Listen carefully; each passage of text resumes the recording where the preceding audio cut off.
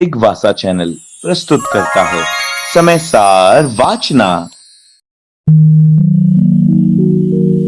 समय सार पढ़ ले जो कोई,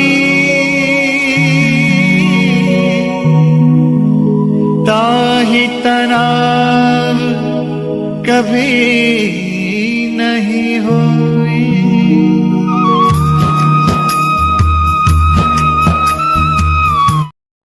ओम नमः सिद्धेभ्यः। जय बोलिए त्रिकालवर्ती त्रैलोक्य पूज विश्वाराध्य पंच परमेष्टि भगवान की, अनंतानंत सिद्ध परमेष्टि भगवान की, वर्तमान जिन शासन राशि महावीर भगवान की, परम पूज्य आचार्य भगवान श्री कुंद कुंद स्वामी मुनि महाराज की, परम पूज्य आचार्य चक्रवर्ती आचार्य भगवान श्री शांत सागर जी मुनि महाराज की, परम पूज्य सिद्धांत चक्रवर्ती आचार्य गुरुदेव श्री विद्यानंद जी मुनि महाराज की, श्रीमद जैन धर्म की,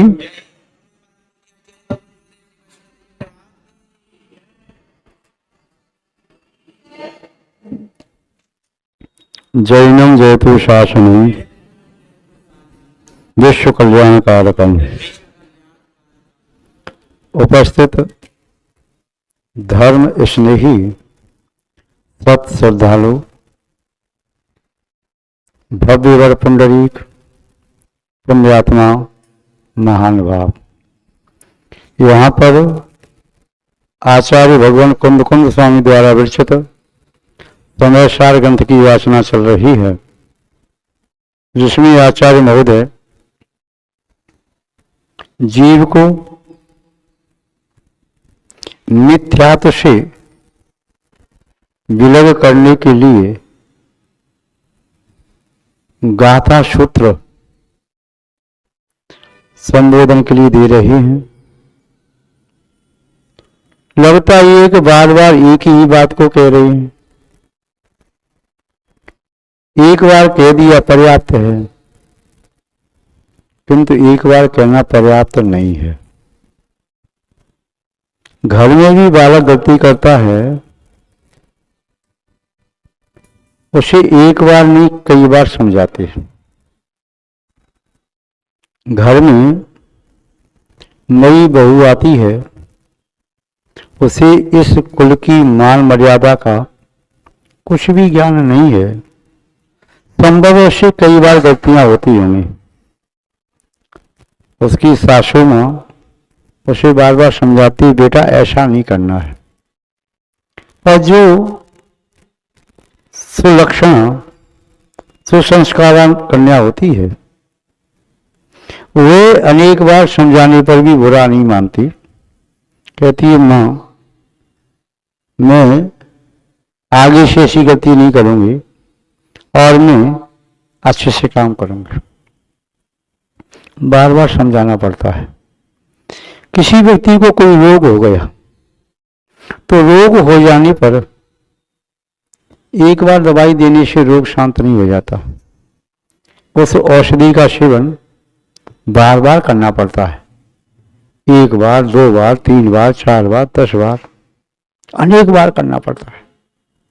और फिर एक रोग कुछ देर के लिए शांत हो गया, दूसरा रोग प्रारंभ हो गया, वह शांत किया, तीसरा प्रारंभ हो गया। ऐसे ही हमारी आत्मा में अनादिकाल से जन्म, जरा, मृत्यु जैसे रोग लगे हुए हैं। तीनों लोगों को शांत करना है। जन्म से भी मुक्त हो जाएं, मृत्यु से भी मुक्त हो जाएं और जरा भी नहीं आए और ये शरीर ही नहीं रहे, ऐसी अवस्था प्राप्त हो जाए। उसके लिए बार बार औषधि का सेवन करना है। उसके लिए त्रिकुटी है, सम्यक दर्शन, सम्यक ज्ञान और सम्यक चारित्र। तीनों की त्रिकुटी बना करके, चूर्ण बना करके सम्यक तप के जल के साथ उसका सेवन करना है। और स्वर्ण का तत्व भी इसमें आ जाए। निर्विकल्प आत्म ध्यान का जो पात्र है उसके माध्यम से करना है। जैसे कई बार कहते हैं ना, तांबे की लोटे में रखे हुए पानी का सेवन करो, चांदी का सिक्का उसमें डाल दो, उसका सेवन करो। सर्दी है तो सोने का सिक्का डाल दो। ऐसे ही निर्विकल्प आत्म ध्यान का, उसमें सिक्का डाल दिया, सोने का सिक्का, तो वो औषधि और ज्यादा असरकारक हो जाती है।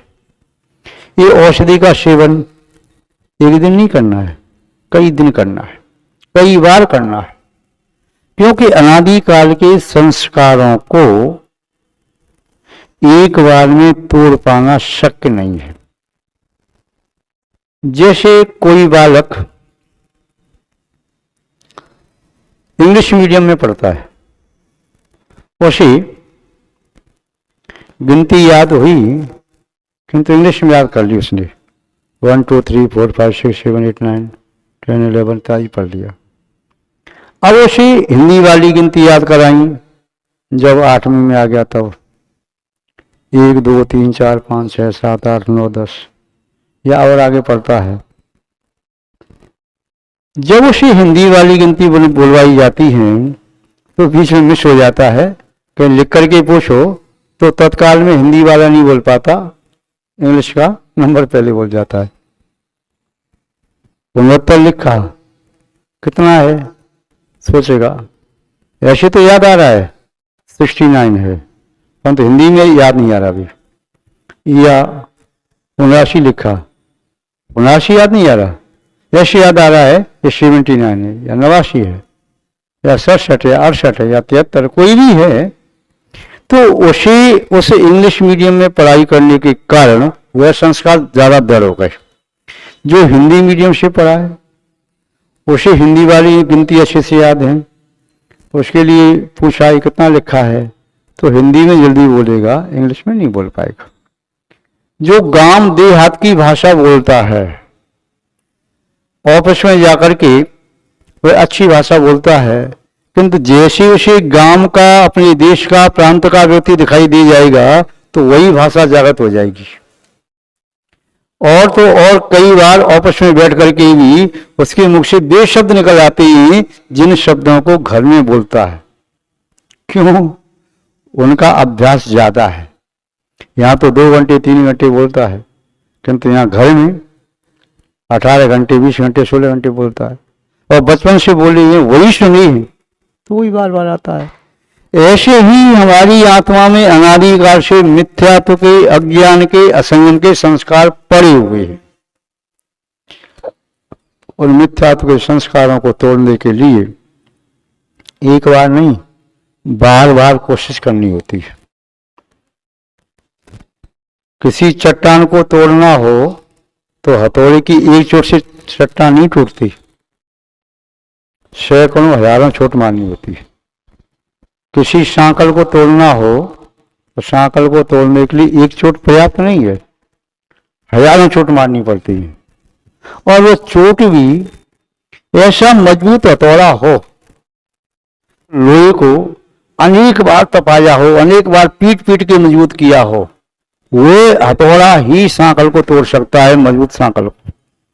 यदि वह लोहा ज्यादा शुद्ध नहीं किया तो लोहा ही टूट जाएगा, सांकल न टूटेगी, हथौड़ा टूट जाएगा। फिर हमारे पास तो कर्मों की बेड़ियों को तोड़ने के लिए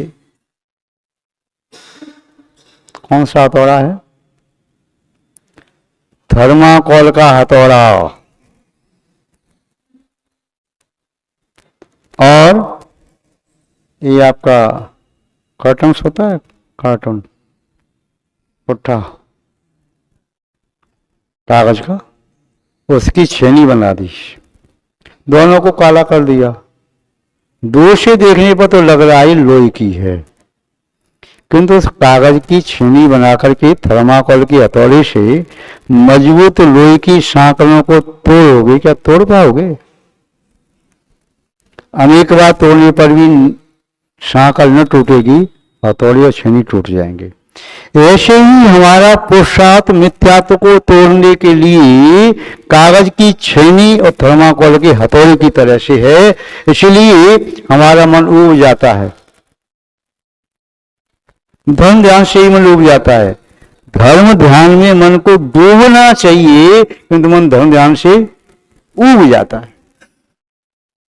थोड़ा पूजा पाठ कर लिया, अब थक गए, बस स्वाध्याय कर लिया, थक गए, बस उपदेश सुना, बस अब ठीक है, पर्याप्त। कहीं व्रत उपवास कर लिए, अब बहुत हो गए। जिसने कोई पहली बार जमी का नादी का त्याग किया हो, कहता है मैं बस 1 सप्ताह करूंगा, 15 दिन कर लूँ, चलो महीना वर्ष, ज्यादा नहीं हो पाएगा। रात्रि भोजन त्याग की बात डेली करता आया है, उसके लिए 2-4 दिन करना भी बड़ा मुश्किल जैसा पड़ता है। या कोई भी से गंदे संस्कार हैं, उनको तोड़ना बड़ा मुश्किल पड़ता है, क्योंकि संस्कार इतने गहरी पड़ गई हैं, इतने गहरे संस्कार हैं, उन्हें अलग करना शक्य नहीं है। जैसे बेशर्म का पेड़ कहीं गड्ढे में कीचड़ में लगा दिया और वह अच्छा फैल गया, उसको ऊपर से काटते रहो, सैकड़ों बार भी काटो, तब भी काटने पर बेशर्म का पेड़ नष्ट नहीं होता, जड़ें गहरी हैं। उसको खोद करके जड़ों को निकाल के बाहर फेंको, उसमें नमक और मट्ठा डाल दो, जड़ें गल जाएं, तब उसका वंश नष्ट होता है, बीज नष्ट होता है। ऐसे ही हमारी आत्मा में अनादिकाल से मिथ्यात्व की जड़ इतनी गहरी है, यदि कई बार भी मिथ्यात्व की प्रकृति का उदय आता है, उसे हम भोग लेते हैं, फिर भी उस मिथ्यात्व रूपी वृक्ष की शाखाएं तोड़ते जाते हैं, उसकी जड़ नष्ट नहीं होती। कषाय की शाखाएं तोड़ देते हैं, पत्ते तोड़ देते हैं, कषाय का पेड़ नष्ट नहीं होता। अनंत बार हमने असंयम को दूर करने का भाव बनाया होगा, किंतु हम असंयम को आज तक नष्ट नहीं कर पाए, मोहनी कर्म को नष्ट नहीं कर पाए। अनेक बार सोचा होगा कि मैं अनंत ज्ञान को प्राप्त कर लूं, केवल ज्ञान को प्राप्त कर लूं, किंतु आज तक प्राप्त नहीं कर पाए। क्यों? क्योंकि ज्ञानावरण, दर्शनावरण, मोहनी, अंतरा, ये 4 घातीय कर्म इतनी गहरी जड़ें हैं, इन जड़ों को पूरे समूल खोद पाना बड़ा मुश्किल है, बहुत कठिन है, बहुत कठिन है।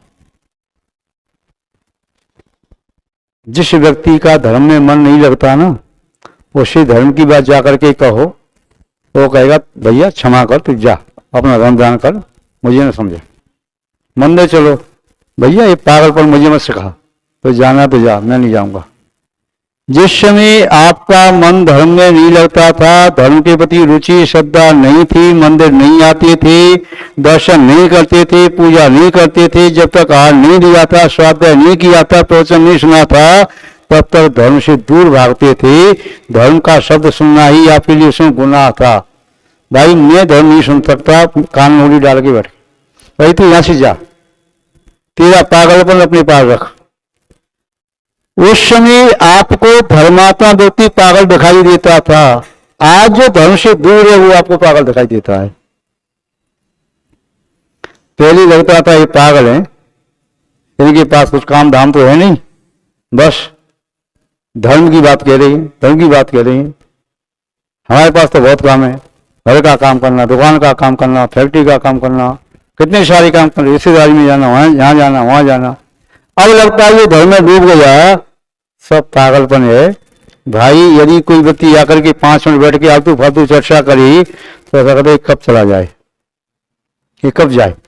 अब मन धर्म में लग गया, मन जिस कार्य में लग जाता है तो दूसरा कार्य उसे ऐसा लगता है एक आपत्ति आ गई, विपत्ति आ गई। जिस समय मिथ्यात्व में आप डूबे हुए थे उसे मिथ्यात्व अच्छा लगता था, जिस समय भोगों में डूबे हुए थे भोग अच्छे लगते थे, जिस समय आप अज्ञानता की बातें करते थे, नाना प्रकार की गंदी गंदी बातें करते थे, सुनते थे, देखते थे, बोलते थे, सोचते थे, उसमें वही अच्छा लगता था। और ये धर्म की एक बात भी 10 बार सुना जिन आगम का वह शब्द, भूल गए क्या सुना था।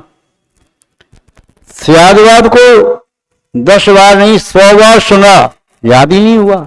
अनेकांत को सुना, याद ही नहीं हुआ। तीर्थंकरों के नाम याद नहीं हुए, मित्रों के नाम 50 के याद है। तीर्थंकरों के चिन्ह याद नहीं हुए, और यदि कोई और बात हो, किसी पार्टी का चिन्ह पहले याद हो गया।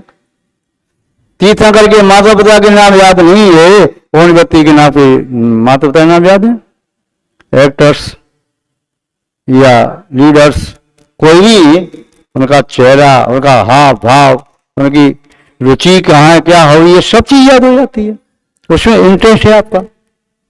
किंतु धर्म में जब इंटरेस्ट आ जाएगा तो और कोई चीज अच्छी नहीं लगेगी, फिर वही अच्छा लगता है। ये अपनी अपनी स्वयं के अनुभव की बात है। यथार्थ बात है, जब तक धर्म से दूर थी तब तक धर्म सत्तू जैसा लगता था, तब तक धर्म की बात बुरी लगती थी। और जब धर्म के प्रति रुचि जागृत हुई, धर्म का स्वाद आया, तो लगता कि धर्म के बिना तो मेरा जीवन ऐसा है जैसे जल के बिना मछली, माता पिता के बिना बालक का जीवन, वैसे ही देव शास्त्र गुरु के बिना मेरा जीवन अपूर्ण है, अर्थहीन है, अनर्थकारी है। ऐसा जीवन नहीं चाहिए। सम्यक्त से रहित मुझे चक्रवर्ती का वैभव भी नहीं चाहिए। सम्यक्त से रहित मुझे इंद्र धरिंद्र की अवस्था कोई मिल जाती है तो वो भी न चाहिए। सम्यक्त से रहित मुझे कोई कितना बड़ा पद दे दे, वो दे दे, मुझे नहीं चाहिए। सम्यक दर्शन मेरा न छूटे, चाहे मुझे नरक में क्यों न जाना पड़े। सम्यक दर्शन, सम्यक ज्ञान मेरी आत्मा में रहे, मेरी आत्मा में सम्यक चालता जाए, मैं संयमी बन जाऊं, चाहे कितनी भी उपसर्गों का सामना करना पड़े, कितनी भी आपत्ति विपत्ति आ जाए, भगवान पार्श्वनाथ की तरह से उपसर्ग आ जाए, ओले सोले पत्थर पानी कुछ भी बरसे, किंतु मैं आत्मा में लीन हो जाऊं, रत्नत्रय को प्राप्त कर लूं। जिस समय योगी को आत्मा का आनंद आ रहा है तो बाहर की प्रतिकूलता उन्हें प्रतिकूल नहीं बनाती। और जिसे बाहर के पदार्थों में पंच इंद्रिय के विषयों में आनंद आ रहा है, जो उसमें डूब गया, धर्म की बात अच्छी नहीं होती। आज माता पिता के सुसंस्कार से विहीन बालक यदि वहां से भटक गई, कोई बालक किसी लड़की के प्रेम में पड़ गया या कोई लड़की किसी नौजवान बालक के प्रेम में पड़ गई, अब उसे घर की मान मर्यादा शत्रु की तरह दिखाई देती है। माता पिता अच्छी बात कहें, शत्रु से दिखाई देते हैं, कोई अच्छी बात कहे, शत्रु दिखाई देते हैं। अब तो दिन रात वही चिंतन चल रहा है, उल्टा उल्टा चिंतन चल रहा है। आचार्य महोदय कुंद स्वामी कह रहे हैं, जो व्यक्ति मिथ्यात्व में डूबा हुआ है उसे सम्यक की बात अच्छी नहीं लगती, और जो सम्यक दृष्टि है उसे मिथ्यात्व की बात अच्छी नहीं लगती।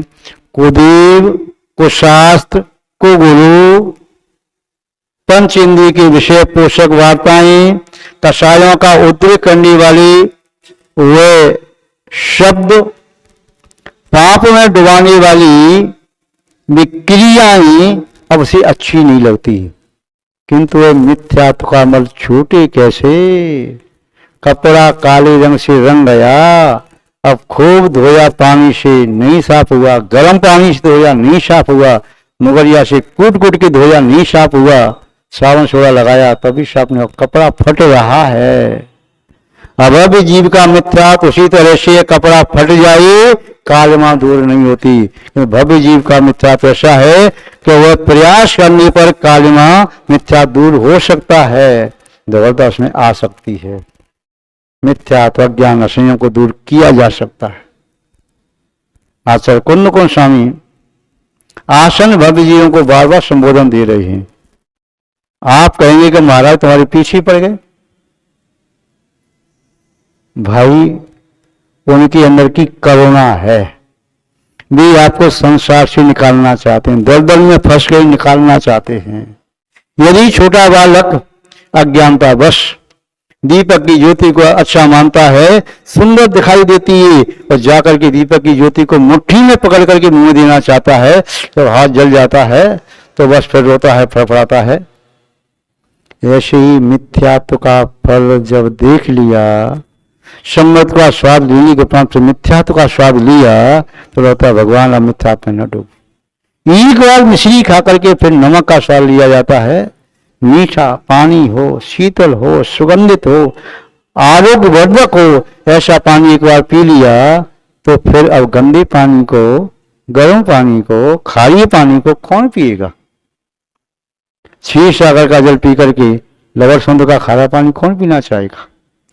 एक बार आपने धर्म का स्वाद ले लिया, दबाव से नहीं, अपने स्वभाव से, अपनी भावना से, तो वो आपको बार बार स्मृति में आएगा कि धर्म का फल वास्तव में अचिंत है।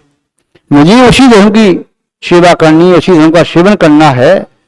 मुझे बहुत आनंद आया था शिखर जी की यात्रा में, मुझे बहुत आनंद आया था महावीर जी जब मैं गया, बहुत आनंद आया जब मैं सोनार की वंदना करने गया, मांगी तुंगी गया, जब मैं मुक्तागिरी गया, जब मैं पावागढ़ गया, पावागिरी गया, या जब मैं राजगिरी गया, चंपापुर गया, गिरनार जी गया, कहाँ कहाँ में गया, कितना आनंद आया वो शांत को मैं कह नहीं सकता।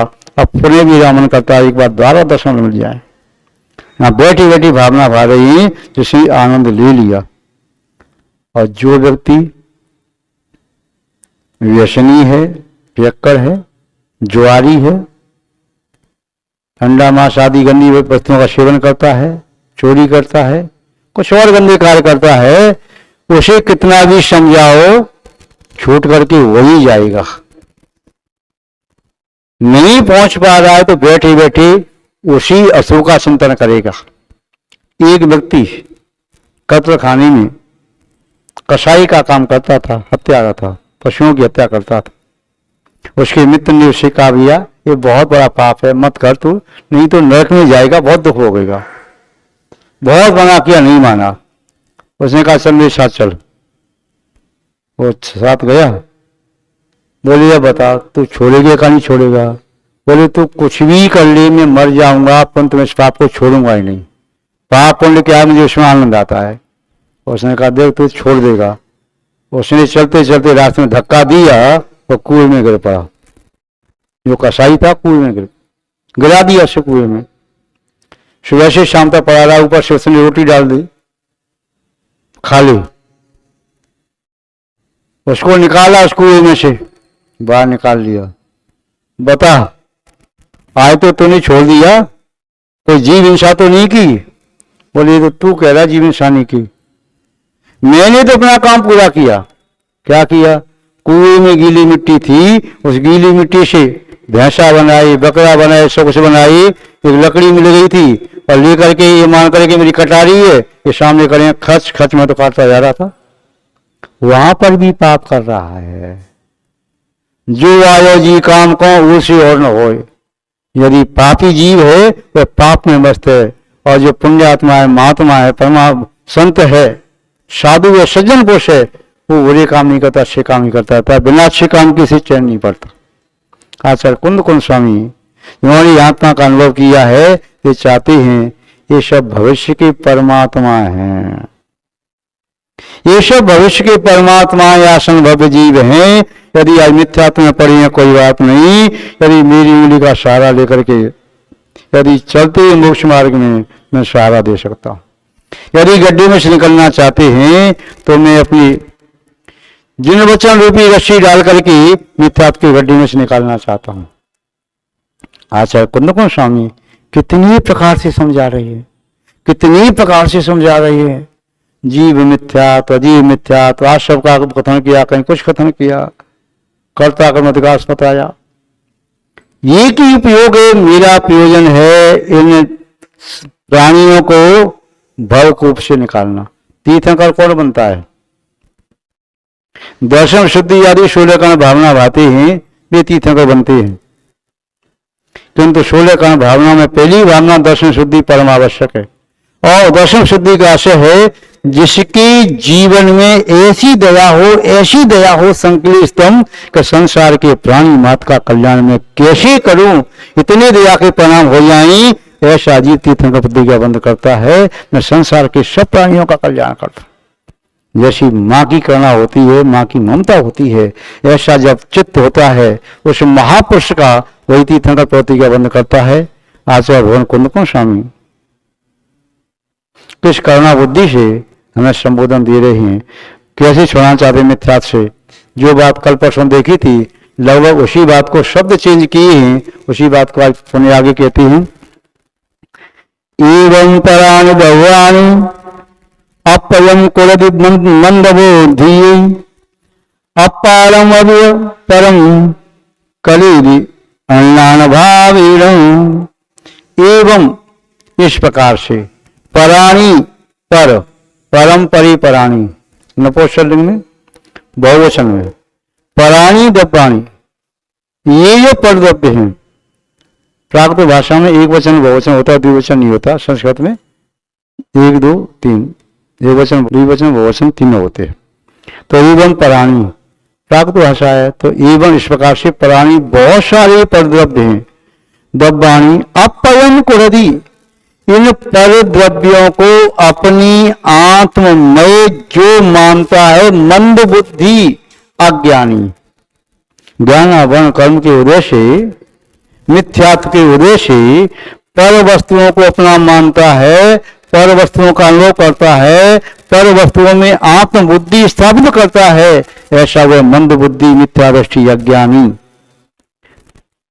तथा अपारम अवीय परम, और आत्मा को पर का कर्ता मानता है, आत्मा को पररूप मानता है, आत्मा को परद्रव्य मानता है और परद्रव्यों को आत्मरूप मानता है। करीदी अज्ञान भावेन, अज्ञान भाव के कारण, अज्ञानता के कारण, अज्ञानता मिथ्यात्व के कारण है, मिथ्यात्व के कारण अज्ञानता के कारण वे जीव परद्रव्य को आत्मस्वरूप मानता है और आत्मा को परद्रव्य मानता है। ऐसा वह मिथ्या दृष्टि है, मंद बुद्धि है, अज्ञानी है।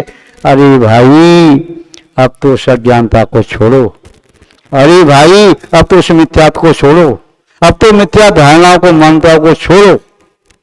एक बार, बस एक बार अपनी आत्मा के बारे में सोचो।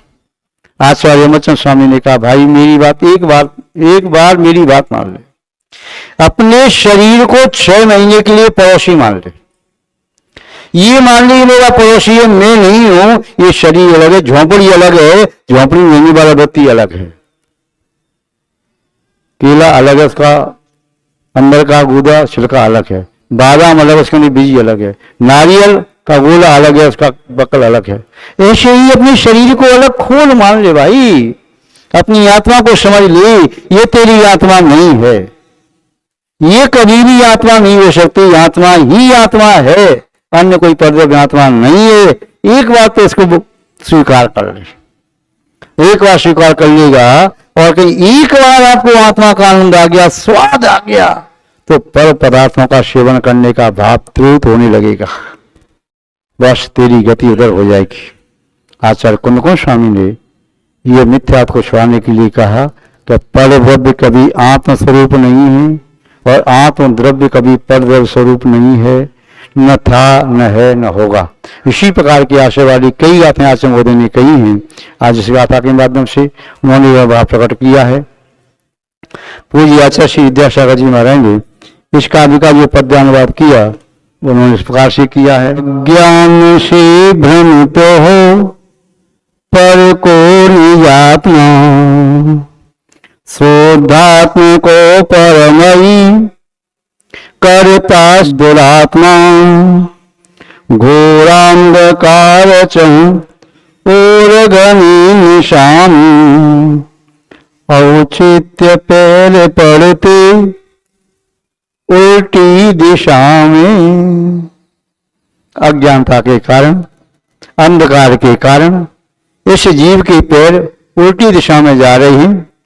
एक बार यदि ज्ञान का प्रकाश आ जाए, सम्मत प्राप्त हो जाए, एक बार अपनी आत्मा के प्रति दृढ़ निश्चय हो जाए कि मैं परद्रव्य नहीं हूं, परद्रव्य मेरा नहीं है, मैं परद्रव्य का कर्ता नहीं हूं, परद्रव्य मेरा कर्ता नहीं है, मेरा सचतुष्ट मेरे अंदर है और परद्रव्य का सचतुष्ट पर के अंदर है।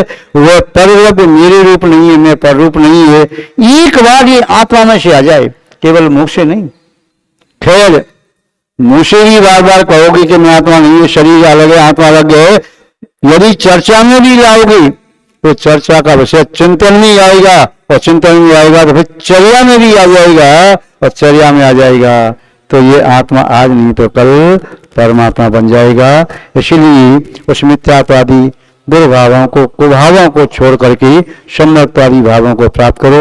यही शाश्वत आत्म का मार्ग है, वो आप सबको प्राप्त हो, ऐसी आपके प्रति भावना भाती है। इसी के साथ शब्द श्रृंखला को विराम देते हैं। जय बोलिए श्री शांतनाथ भगवान की, पूज्य आचार्य गुरुदेव श्री विद्यानंद जी महाराज की, श्रीमद जैन धर्म की।